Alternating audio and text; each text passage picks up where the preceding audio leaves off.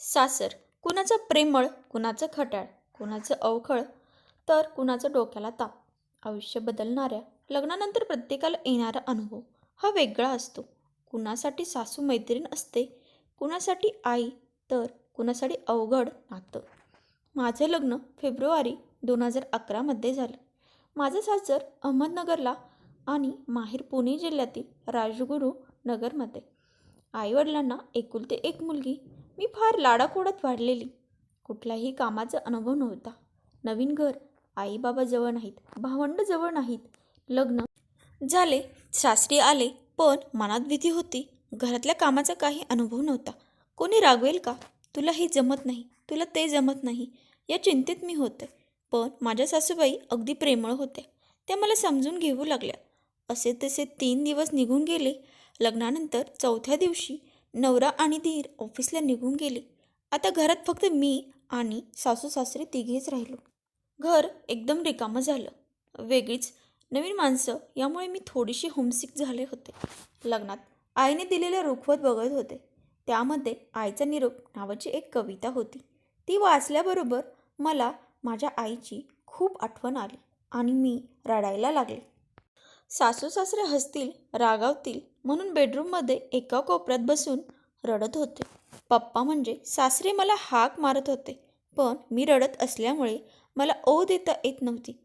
आई पप्पा मला घरात शोधत होते. शेवटी मी ज्या बेडरूममध्ये होते तिथे पप्पा आले. मला रडताना बघून त्यांना कळेना की मी का रडते. त्यांनी आईंना सांगितलं. आईंनी मला जवळ घेऊन विचारलं माझ्या रडण्याचं कारण. मी आईची खूप आठवण येते असं सांगून अजूनच रडायला सुरुवात केली. मी रडते म्हणून आई पप्पांच्या पण डोळ्यात पाणी आलं.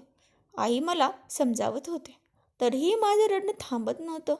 मग पप्पा म्हणाले, आम्हाला मुलगी नाही, तुला आमची मुलगीच समजतो. यापुढे तुला कधीच तुझ्या आईबाबांची उणीव या घरात भासणार नाही. तू पण आम्हाला तुझे आईबाबाच समज. रडू नको, नाहीतर आता आम्ही पण रडू. आणि आईंनी मला जवळ घेतलं.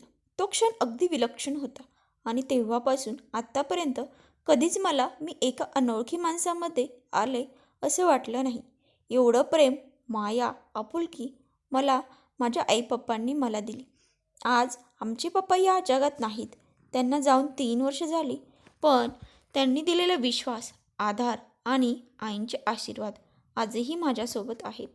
त्यांच्या अशा अनेक सुखद आठवणी, अनुभव आहेत जे आता सांगून संपणार नाहीत. लग्न होऊन या घरात आल्यापासून आतापर्यंत आईंनी दिलेला मायेचा पदर आणि त्या दिवशी पाठीवरून फिरवलेला तो प्रेमळ हात तसाच माझ्यासोबत अजूनही आहे. लग्नाला एवढी वर्ष झाली तरी त्यात कधी कमतरता भासली नाही.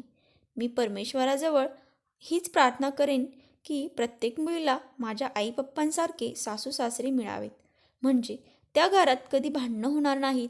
आणि असे प्रेमळ सासू सासरे असले म्हणजे त्यांना वृद्धाश्रमात राहण्याची वेळ येणार नाही.